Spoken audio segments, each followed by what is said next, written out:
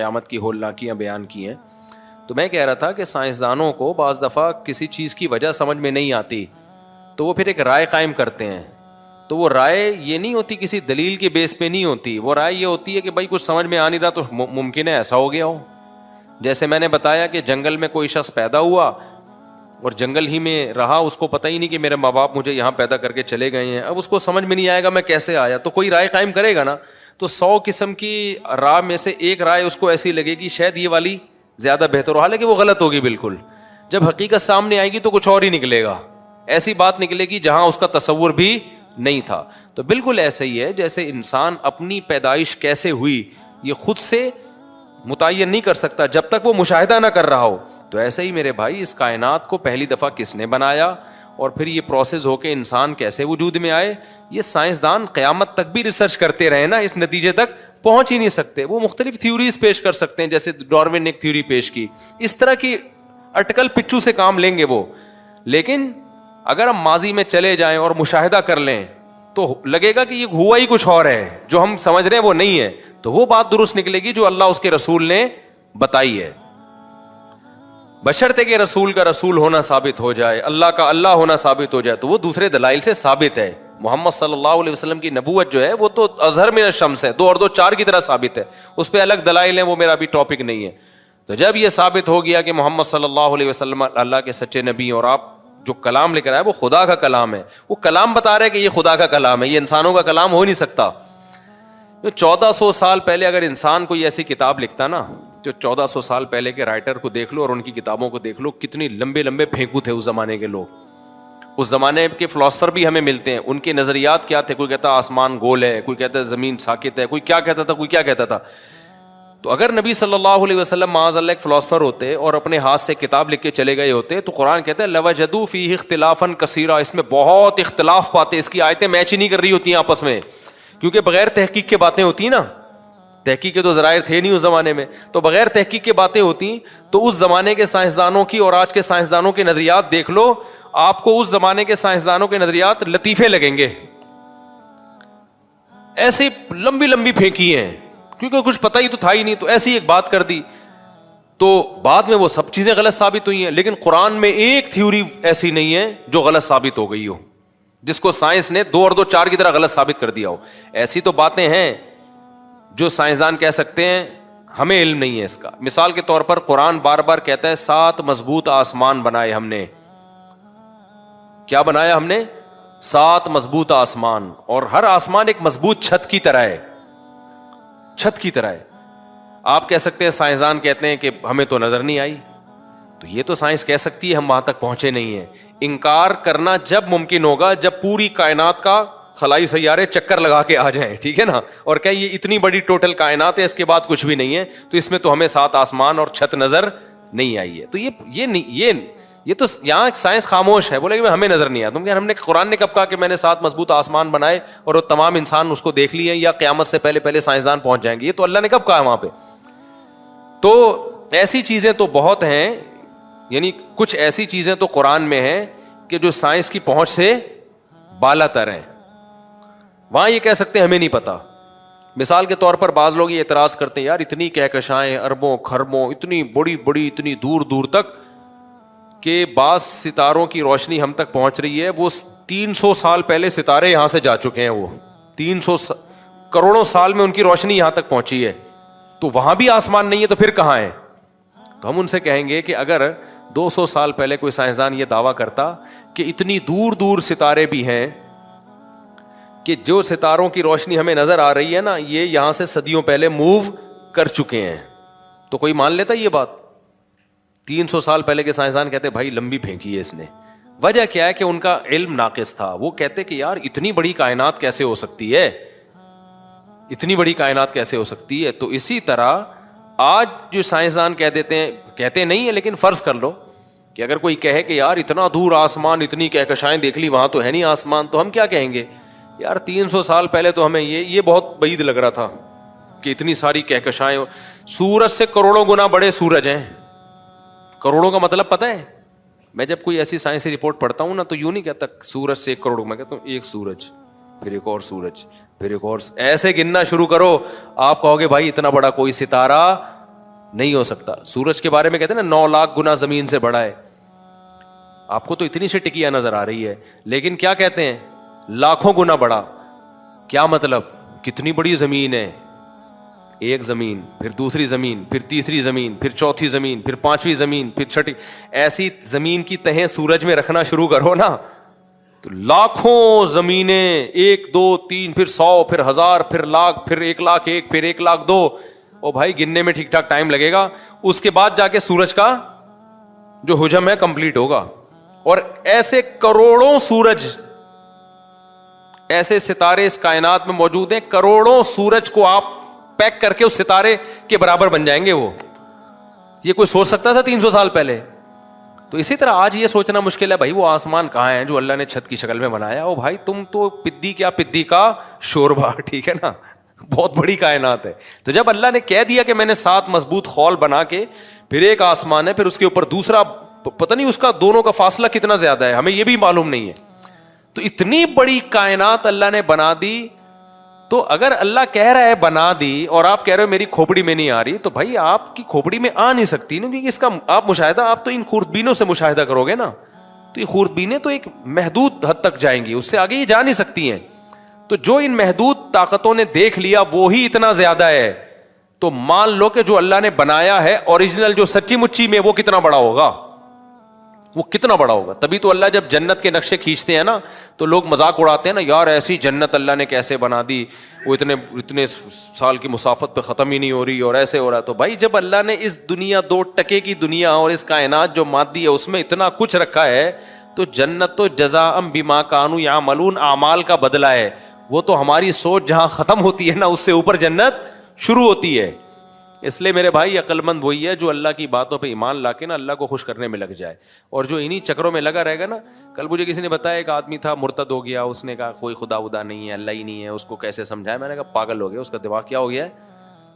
کل مجھے رپورٹ آئی نا, تو اس لیے میں آج اس موضوع پر اتنا زیادہ بول رہا ہوں کہ وہ ڈیفینس میں کوئی لڑکا ہے وہ ایتھیسٹ بن گیا. میں نے کہا ایتھیسٹ وہی بنتا ہے جس کی کھوپڑی بالکل بھی کام نہ کر رہی ہو, بالکل بھی کام نہ. اور یہ دلائل دیکھو کتنے فضول قسم کے دلائل دیتے ہیں. ایک مثال میں اکثر دیتا ہوں, آپ نے وہ دیکھو, ایک ہوتا ہے ایتھیزم کے خلاف سائنٹیفک طریقے سے بات کرنا, وہ تو سائنسدان, مسلمان سائنسدان لوگ کر رہے ہیں. ایک ہوتا ہے دیسی اسٹائل میں بات کرنا جو 2 اور 2 4 کی طرح کلیئر ہو. تو دیسی قرآن دیسی انداز سے بات کر کے سمجھاتا ہے, کیونکہ قرآن کا جو مخاطب ہے وہ سائنسدان نہیں ہے صرف. اس کی میں مثال دیتا ہوں دوبارہ, وہی ڈاکٹر جو ہارمونس کو آگے پیچھے کیا تھا نا ڈاکٹر نے ابھی. اب دیکھو ایک عام دیہاتی آدمی ڈاکٹر صاحب کے پاس چلا جائے, پہلے پڑھا لکھا کو بھیجتا ہوں, ایک پڑھا لکھا آدمی چلا گیا ڈاکٹر صاحب کے پاس جس نے کچھ میڈیکل سائنس پڑھی ہے.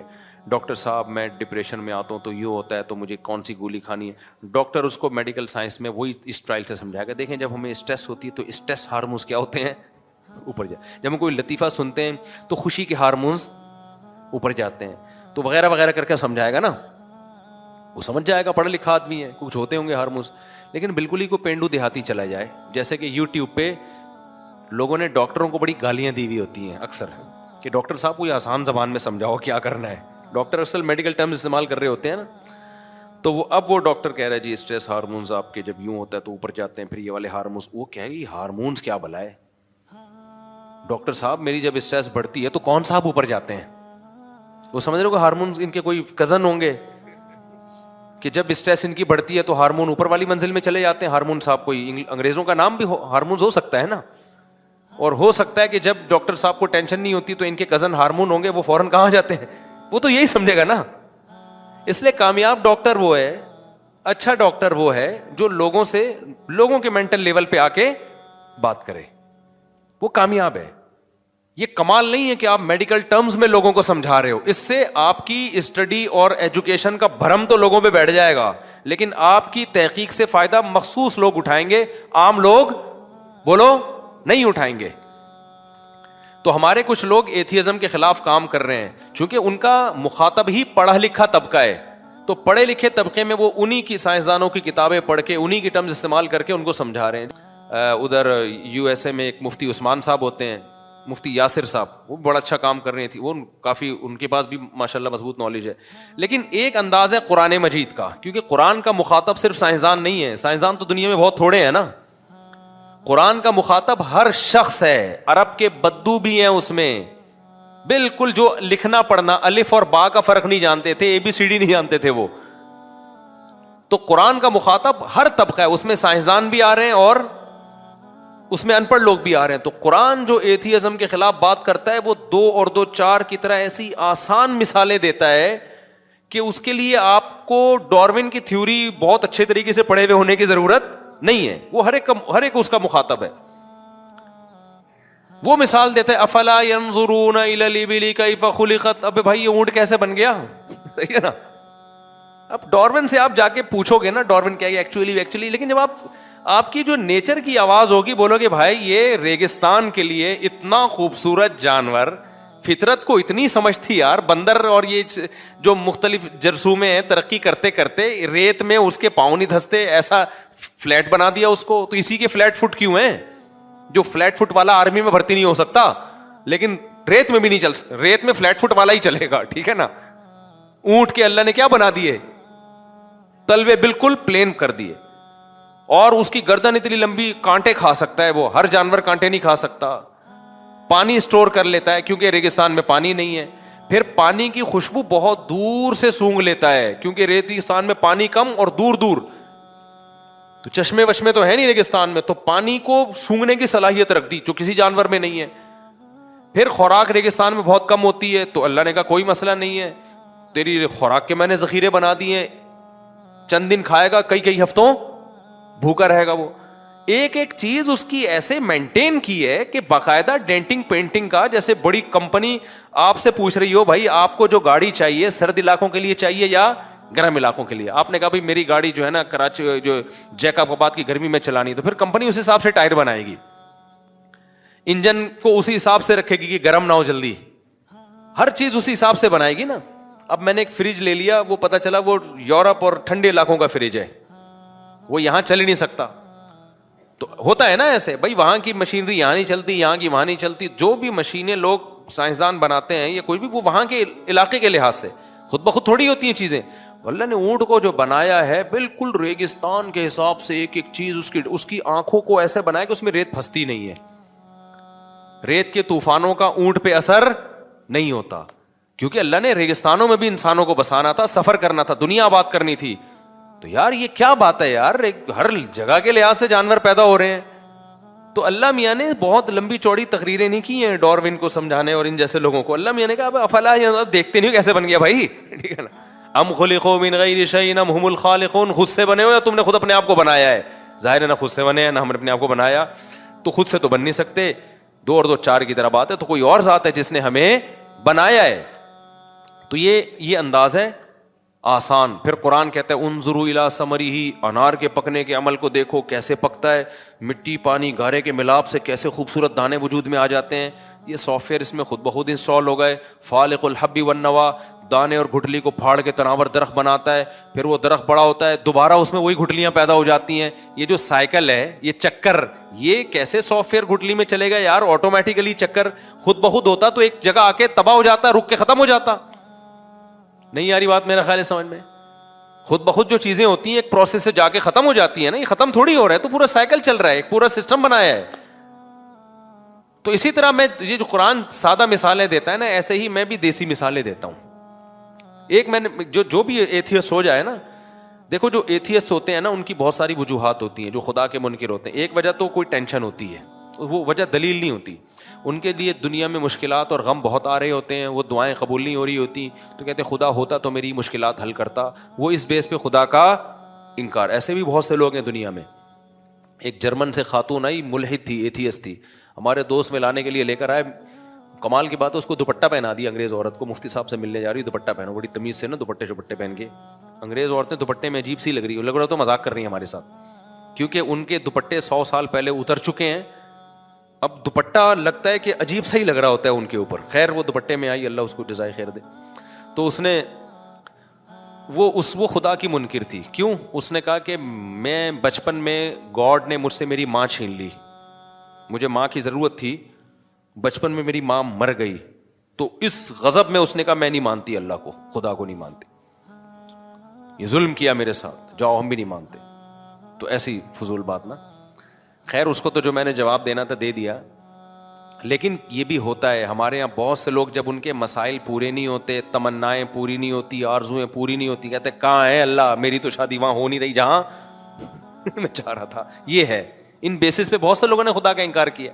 میری تو تنخواہ اتنی ہے ہی نہیں, وہ محنت کر نہیں رہا, پیسے کما رہا ہے, ہم تو 5 ٹائم نماز پڑھ رہے ہیں, دعائیں مانگ رہے ہیں, تبلیغ میں سہ روزہ لگا کے دے, اب کوئی اللہ ملہ معاذ اللہ نہیں ہے. یہ ہوتے ہیں پرلے درجے کے بے وقوف. یہ اللہ کے وجود کو ایسے ماننا چاہتے ہیں کہ اللہ ہو لیکن ہم خدا کے خدا ہوں, وہ ہمارا بندہ ہو. ان کو وہ والا خدا چاہیے جس کے یہ خدا ہوں. جیسے میں نے بھی مثال دی تھی نا بیان میں کہ آپ نے بچہ پیدا کیا, اب گھر میں چل کس کی رہی ہے, بچے کی چل رہی ہے, آپ کا کچھ چلتا ہی نہیں گھر میں. تو آپ کیا کہتے ہو, یار میں نے غلطی سے کیا پیدا کر دیا, باپ پیدا کر دیا ہے. ٹھیک ہے نا, غلطی سے میں نے کیا پیدا کر دیا ہے. جیسے انگریزوں کے یہاں بچے پیدا ہونے بند ہو گئے ہیں, ان کے یہاں باپ پیدا ہوتے ہیں. کہ بچوں کو آنکھیں دکھائیں پولیس آ جائے گی. بچہ باپ کو آنکھیں دکھائیں اتنی جلدی پولیس نہیں آتی. باپ بچے کو آنکھیں دکھا دے فوراً پولیس آئے. وہ بچے پھر بتاتے بھی ہیں, اب دوبارہ آنکھیں دکھائیں, فون دے گا فون. ایسے ایک آدمی نے مجھے خود بتایا, کہہ رہے میں پاکستان سے اپنی فیملی کو امریکہ لے کے گیا تو مجھے غصہ آیا بچے پہ, کسی بات پہ میں نے تھپڑ لگا دیا اس کے, بہت بدتمیزی کر رہا تھا. تو اس نے واقعہ سنایا نا, کہتے ہیں کہ میں نے اس کو تھپڑ جیسی لگایا, مجھے پتہ ہی نہیں, میں تو آرام سے انجوائے کر رہا ہوں, پولیس آئی اٹھا کے لے گئی مجھے. یار بچہ باپ کو یار تھانے بھجوا دے. میں تو کہتا ہوں یار آدمی کی کیا گزرتی ہوگی. خیر کہتے ہیں میں تھانے سے ہو کے آیا تو مجھے بڑا غصہ آیا, میں نے کہا میں تو اور لگاؤں گا ایک تھپڑ, مجھے کیوں بھجوایا. چاہے جب میں گھر آیا نا تو بچے کو جیسی آنکھیں دکھائی, بچہ کیا کہتا ہے فون کی طرف. اس زمانے میں موبائل فون نہیں تھے, یہ والے فون کا جو ہے وہ نہیں, وہ گھمانے والا بھی نہیں, وہ تو زیادہ پرانا ہو گیا, لیکن یہ والے فون تھے جو PTCL والے نہیں ہوتے. تو کہہ رہے ہیں فون کی اشارہ کر کے کہتا ہے دیکھ رہا ہے وہ, کہہ رہے میں نے کہا بھائی یہ میں نے غلطی سے کیا پیدا کر دیا. تو وہ میرے سامنے ہوتا, پرانا واقعہ ہماری حضرت کو سنا رہا تھا, وہ میرے سامنے ہوتا, میں کہتا بھائی آپ نے غلطی سے نہیں کیا, ان ملکوں میں جان بوجھ کر باپ پیدا ہو رہے ہیں, غلطی سے نہیں ہو رہے. لا ایسا ہے کہ اب اولادیں پیدا ہو ہی نہیں سکتی ہیں, قانون ایسا بن گیا ہے. اب یہاں جو بھی پیدا ہوگا, وہ جو حدیث میں آتا ہے نا انتلد الامۃ ربتہا, حدیث میں آتا ہے قیامت کی علامات میں سے کہ باندی اپنے مولا کو, آقا کو جنے گی. تو مطلب یہ باپ کس کو جنے گا, اپنے باپ کو جنے گا, بیٹے کو تھوڑی جنے گا. میں نے کہا یہ تو حدیث ہے, تو قرب قیامت کی علامت ہے, تو ابا جنے. میرے پاس ہوتا تو میں سمجھاتا. کہتے پھر میں نے سوچا کہ یار یہ تو بڑا مسئلہ ہو گیا نا, یہ تو بڑا مسئلہ ہو گیا, اب یہ تو میرے ہی باپ بن کے زندگی گزاریں گے. تو کہتے ہیں میں نے پھر بہانے سے یہ کیا, میں نے کہا کہ تمہیں پاکستان لے کے جا رہا ہوں, تو وہاں پھر ایسا بھی نہیں ہو سکتا کہ پاکستان لے آؤ آپ, بچہ کمپلین کر دے گا غریب ملک میں لے کے جا رہا ہے مجھے, ٹھیک ہے نا, آپ نہیں لے جا سکتے اپنے بچے کو اپنی مرضی سے, امریکن نیشنل ہے وہ, تو گورنمنٹ پکڑ لے گی, بولے کہ یہاں پیدا ہوا تو لے کے کیسے جا رہے ہیں وہاں پہ. تو کہہ رہے میں نے پھر بچوں کو یہ کہا کہ ہم ذرا چلتے ہیں گھومنے, قائد اعظم کا مزار دیکھیں گے اور یہ وغیرہ وغیرہ جو چیزیں ہوتی ہیں ہم یہ آپ کو دکھائیں گے. بچوں نے کہا ٹھیک ہے جی انجوائے کریں گے. کہہ رہے جب میں ایئرپورٹ پہ لے کر آیا, گھر میں لے کر گیا میں, اس کے بعد میں نے کہا بلا پولیس کو. آگے میں یوٹیوب کی پالیسی کے خلاف ہے, میرے خلاف نا ایتھیسٹ بہت ساری کمپلینز انہوں نے ڈالی ہوئی ہیں یوٹیوب کو, اس کا چینل بند کرو, بہت زیادہ کمپلینز گئی ہوئی ہیں. تو آگے اس نے وہ کچھ کیا جو یوٹیوب کی پالیسی کے خلاف ہے. بچے کہہ رہے ہیں ہمارا قصور کیا, کہہ رہے ہیں انجوائے کر رہا ہوں میں, انجوائے, ٹھیک ہے ویسے ہی یار, بس بہت دن ہو گئے تھے, سمجھتے ہو. تو انتلد الامۃ ربتہا, باندی کس کو جنے گی, اپنے آقا کو. وہ جننا شروع, بچے باپوں نے اپنے باپوں کو پیدا کرنا شروع کر دیا.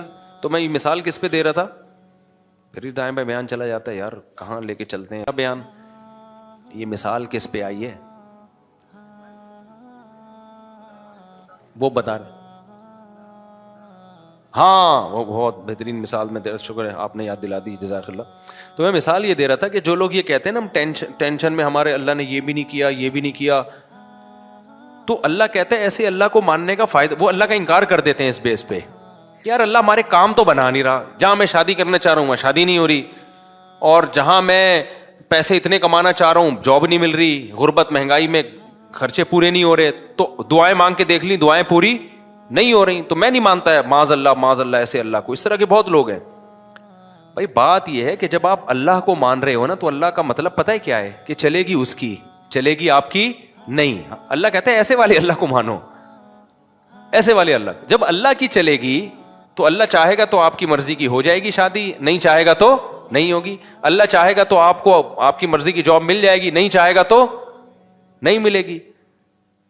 تو اللہ کو ماننے کا مطلب اللہ وہ ہے, ہم اللہ تھوڑی ہیں. تو چاہتے اللہ کی پوری ہوں گی, ہماری تھوڑی پوری ہوں گی, ہماری اتنی پوری ہوں گی جتنی اللہ چاہے گا. تو اگر آپ نے ایسے اللہ ماننا ہے کہ آپ سب کچھ آپ کا چلے, تو پھر اللہ کہتے پھر میں کس بات کا اللہ ہو گیا بھائی, اللہ تو پھر تو ہے. یہاں ایک اشکال ہوتا ہے کہ جب اللہ نے اپنی ہی چلانی ہے تو ہم سے دعاؤں کا کیوں کہتا ہے. ایک سوال ہوگا, جب اللہ نے میری وہیں کروانی تھی جہاں ابا چاہ رہے تھے, میری والی تو اللہ نے دلانی نہیں تھی مجھے, تو پھر اللہ نے مجھے یہ کیوں کہا کہ راتوں کو اٹھ کے تہجد میں دعائیں مانگا کرو, یہ کیوں کہا اللہ نے. ابے دیکھو میں آپ سے کہتا ہوں, میں کسی وزیر ہوں فرض کرو, میں نے آپ سے کہا اپلیکیشن لکھ کے دو, ایک پراپر طریقہ ہے, یہ کام آپ چاہتے ہو نا, آپ کے گھر میں بجلی کا کنیکشن لگ جائے, گیس کا کنیکشن لگے گا تو پھر بھی نہیں, لیکن ایک مثال دے رہا ہوں, گیس کا کنیکشن لگ جائے تو آپ ایک اپلیکیشن دو, پراپر طریقے سے لکھ کے دو, تو ہم آپ کا وہ کام کر دیں گے. یہاں دفتر میں کھڑے ہو کے ہمارا سر خراب مت کرو. ہوتا ہے نا, جیسے مجھ سے کوئی ملنے کے لیے آتا ہے بے وقت آ جائے, تو میں کہتا ہوں بھائی ایک طریقہ ہے, ایڈمن سے رابطہ کرو, پھر بتاؤ کیوں ملنا چاہ رہے ہو. بعض دفعہ بلا وجہ رشتے کے لیے آ رہے ہوتے ہیں, ہماری شادی کرا دیں, تو بھائی میں نہیں شادیاں کراتا لوگوں کی, یہ کام میرا ہے ہی نہیں. تو کوئی وجہ بتاؤ گے, وہ وجہ معقول وجہ ہوگی, پھر ہم ٹائم دے دیں گے, اس ٹائم پہ آ جانا. میں تو پھر فارغ کر کے بیٹھتا ہوں اپنے آپ کو اس ٹائم پہ. تو لیکن آپ اس ٹائم پہ بھی آ گئے, پھر بھی میں نہیں مل رہا, تو آپ کو غصہ آئے گا نا. پھر ہمیں یہ لمبا چوڑا پروسیس, بولو بتایا کیوں تھا بھائی, پہلے عثمان سے رابطہ کرو, پھر کوئی مفتی صاحب ڈائری میں دیکھیں گے سلاٹ خالی ہے تو اس کو دے دو, یہ سارا کر کے بھی آئے تو جب مفتی صاحب ہے ہی نہیں. آج میں نے ظہر میں کسی کو نکاح کا ٹائم دیا تھا, ظہر میں جامع رشید میں مجھے ضروری کام تھا, اور مجھے کام کی وجہ سے میں نہیں آ سکتا تھا, لیکن چونکہ میں نے ٹائم دیا تھا, صرف ایک 5 منٹ کا اس کا نکاح پڑھانے کے لیے میں اتنا لمبا سفر کر کے آیا اور نکاح پڑھا کے واپس گیا. میرا 1 گھنٹہ لگا. لیکن کیوں, اگر میں نہیں آتا تو برائی ہوتی نا. یہ اگلا کہتا ہے یار مفتی صاحب نے ٹائم دیا اور بھاگ گئے.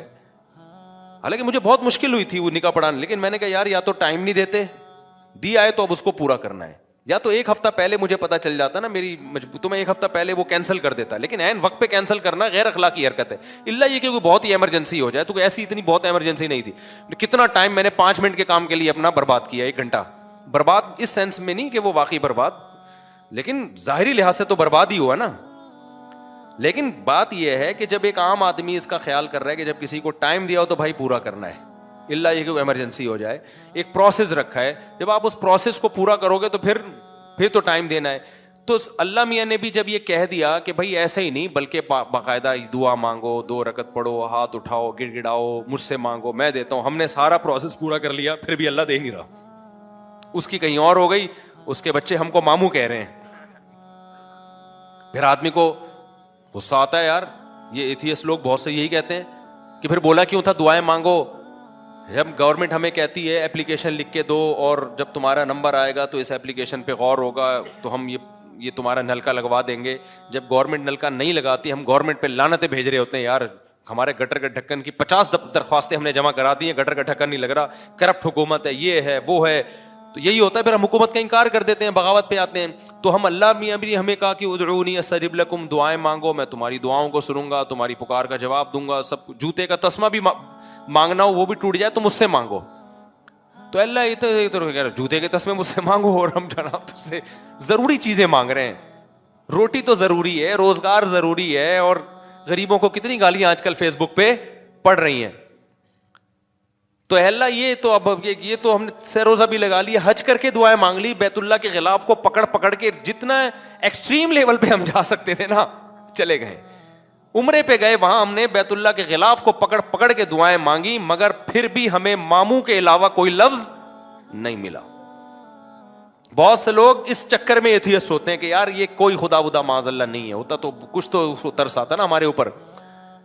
تو یہ ایک اشکال ہوتا ہے. پہلا جواب تو میں نے دیا, پہلا جو جواب ہے نا کہ آپ اللہ کو اللہ نہیں مان رہے, آپ اللہ کے اللہ بننے کی کوشش کر رہے ہو, اس اشکال کا جواب تو ہو گیا. لیکن دوسرا اشکال ہوتا ہے یہ اللہ ہی کے کہنے پہ تو ہم کر رہے ہیں.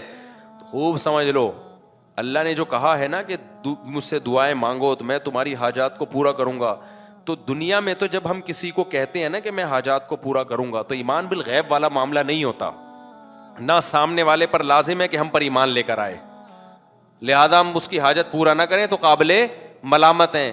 لیکن اللہ کا جہاں تک معاملہ ہے، اللہ حاجات پوری کرتا ہے، لیکن اللہ نے یہ کہا ہے کہ میں اس طریقے سے کروں گا جیسے میری سمجھ میں آئے گا، تمہاری رائے کے مطابق نہیں کروں گا، اس لیے کہ میں نے اپنے آپ کو غیب کے پردوں میں رکھنا ہے. اگر میں نے ایسے دعائیں قبول کرنا شروع کر دی، تم نے یہ مانگا میں نے یہ دے دیا، تو جو ایتھیسٹ ہیں سارے ایمان لے آئیں گے میرے اوپر، معاملہ غیب پہ تھوڑی رہے گا، پھر تو مشاہدے پر ہو جائے گا. سمجھ میں آ رہی ہے بات کہ نہیں آ رہی؟ غیب کا معاملہ تھوڑی رہے گا، پھر تو دنیا میں کوئی کافر نہیں رہے گا، کوئی نافرمان نہیں رہے گا، کوئی مرتد نہیں ہوگا، سارے کہیں گے ادھر دعا، اور پھر دعائیں بھی تو کیا کیا ہوں گی. پھر یہ دعا تھوڑی مانگے گا اللہ یہ دلا دے، اللہ اس جیسی 4 دلا دے. کیا خیال ہے؟ جب گئے بیت اللہ میں دعا مانگی اللہ 1 کروڑ کی جاب لگ جائے، فوراً فون آ گیا لگ گئی ہے. پھر حاجتیں لوگوں کی کوئی محدود ہیں یا لامحدود ہیں؟ لامحدود حاجت. سارے گنجے پہنچیں گے اللہ ہمارے سر پہ بال ہو گئے ہیں، جن کے بال لگ گئے وہ کہیں گے اللہ جو گر رہے ہیں وہ بھی آ جائیں. اللہ کوئی مرے ہی نہیں، نہ میری اماں مرے، نہ میرے ابا مرے، نہ میری بیوی مرے، نہ میرا شوہر مرے، نہ میرا بچہ مرے، فلاں فلاں سب مر جائیں. تو یہ نظام کائنات کیا ہو جائے گا بھائی؟ تباہ و برباد ہو جائے گا، تباہ و برباد ہو جائے گا. اس لیے اللہ نے کہا کہ میں ہوں، میرے ہونے پر اگر میں دعا بالفرض قبول نہیں کر رہا تو اس سے میرا انکار لازم نہیں آتا، کیونکہ میرے وجود پر تو 20 دلائل ہیں. ان دلائل کا کیسے انکار کرو گے تم؟ اس کی مثال ایسے ہے جیسے آپ گئے، آپ نے اپلیکیشن دی، وزیر کو درخواست قبول ہی نہیں ہو رہی، آپ کو یہاں کوئی وزیر ہے ہی نہیں، تو اگلا کہے گا بھائی یہ وزیر کی کرسی ہے، یہ اس کرسی پہ کیمرہ پہ دیکھو بندہ بیٹھا ہوا ہے اور یہ اٹینڈنس حاضری ہے، تو یہ نہیں کہو کہ وزیر ہی نہیں ہے، یہ کہو کہ وزیر نالائق ہے، آپ کی مراد پوری نہیں کر رہا یا سست ہے. اور اگر نالائق بھی نہیں ہے، سست بھی نہیں ہے، پھر یقیناً کوئی حکمت ہے. تو وزیر کے بارے میں تو ہم پاکستان کے وزیر کے بارے میں نہیں کہیں گے کہ کوئی حکمت کی وجہ سے کام نہیں کر رہا، وہاں تو رپورٹ کلیئر ہے، کر ہی نہیں رہا، وہ تو آج تک کسی کے پیسے لیے بغیر کام کیا ہی نہیں اس نے. اللہ پہ نہ رشوت کا الزام لگ سکتا ہے، نہ اللہ پہ یہ الزام لگ سکتا ہے کہ معاذ اللہ وہ بندوں کے کام کر کر کے تھک گیا ہے، تو اللہ کے بارے میں یہی کہا جائے گا اور اس نے دعا قبول نہیں کی ہے تو بھائی وہ ہمارا کام ہے فائل جمع کرا دینا، اور وہ اس طرح سے نہیں کر رہا کسی اور طرح سے، وہ اپنے بندوں کو لاوارث نہیں چھوڑتا. ہاں اس نے ایک حکمت کے تحت ایک طریقہ رکھا ہوا ہے کہ ایسے میں ہر ایک کو ظاہری طور پہ دینا شروع کر دوں تو یہ خدا بن جائیں گے، میں کیا بن جاؤں گا؟ بندہ بن جاؤں گا. تو ان کو میرے اوپر ایمان کا مطلب یہ ہے کہ مجھے اللہ مانے اور مجھے اپنا خیر خواہ مانے، میں ان کی حاجت پوری کر دوں تو بھی وہ پوری کرتا ہے، نہیں پوری کروں تو بھی حاجتیں پوری کرتا ہے، یہ کسی اور طرح سے کر دے گا. ہمیں کیا پتا بھائی ہمارے اوپر کون کون سے حادثات آنے والے تھے. آپ نے دعا مانگی اللہ روزگار دلا دے، روزگار دلا دے، اللہ نے روزگار نہیں دلایا لیکن کوئی بڑی آفت سے آپ کو بچا لیا. آپ چاہتے تھے یہاں شادی ہو جائے، اللہ کے علم میں تھا بھائی تیرے لیے عذاب ہے، یہ نہیں ہے. بہت سے لوگ، ایک آدمی آیا نا اپنی معشوقہ کے بارے میں بہت دعائیں مانگتا تھا، مجھ سے بھی اس نے کہا نہیں ہوئی شادی، تو میں نے کہا یار اسی میں بہتری ہوگی. کہہ رہے اللہ یہ بھی تو کر سکتا تھا، اسی کو بہتر بنا دیتا میرے لیے. یعنی اللہ کو یہ سمجھایا جا رہا ہے، مسلمان تو یہ سوچ کے صبر کرتا ہے یار مجھے لگ رہا تھا یہ میرے لیے بہتر ہے، لیکن جب اللہ نے نہیں ہونے دی تو اس کا مطلب یہ میرے لیے بہتر نہیں تھی، کیونکہ اللہ میرا خیر خواہ ہے، اللہ میرا دشمن نہیں ہے. لیکن اگلا پتہ ہے کیا کہتا ہے؟ یار اللہ کو یہ بھی تو طاقت ہے نا کہ اسی کو میرے حق میں بہتر بنا کے یہی دلا بھی دیتا اور اسی کو ٹھیک بھی کر دیتا. تو اس کا مطلب کیا ہوا کہ آپ سارا وہ چاہتے ہو جو آپ چاہتے ہو، تو بہتر یہی ہے کہ عرش پہ آپ خود جا کے بیٹھ جاؤ. ہم نے اپنے آپ کو اللہ کا تابع بنانا ہے. تو پیغمبروں کی سیرت سے ہمیں پتہ چلتا ہے 2 قسم کے لوگ ہیں، ایک نافرمان اور ایک فرما بردار. نافرمان لوگوں کو جب پریشانی آتی ہیں اللہ کو برا بھلا کہتے ہیں، تبھی تو قرآن نے مثالیں دی ہیں. فرعون پہ بھی پریشانی آئی نا، موسیٰ علیہ السلام جب آئے نا تو فرعون کو ٹینشنیں شروع ہو گئیں، ایک دفعہ بھی اللہ کا نام نہیں لیا فرعون نے، بلکہ اور بغاوت میں بڑھتا چلا گیا. کہنے لگا کہ جب سے موسیٰ آیا ہے نا معاذ اللہ، اس کی وجہ سے ہمارے ملک میں بدامنی شروع ہو گئی ہے، قحط آنا شروع ہو گیا ہے. لیکن پریشانیاں یعقوب علیہ السلام پر بھی آئیں. بچپن میں بچہ غائب، روتے رہے کہ انما اشکو بثی وحزنی الی اللہ، بھائی میں اللہ کو اپنا غم بتاتا ہوں. اعلم من اللہ ما لا تعلمون، اللہ کے بارے میں وہ کچھ جانتا ہوں جو تم نہیں جانتے، تو مجھے یقین ہے اللہ کی اس میں کوئی خیر خواہی ہوگی. کیوں؟ وہ سمجھتے تھے کہ بھائی میں، اور یعقوب علیہ السلام کے بارے میں آسمانی کتابوں میں لکھا ہے کہ اتنی دعائیں مانگتے تھے کہ ان کے گھٹنوں پہ اور پیشانیوں پہ موٹے موٹے نشان پڑ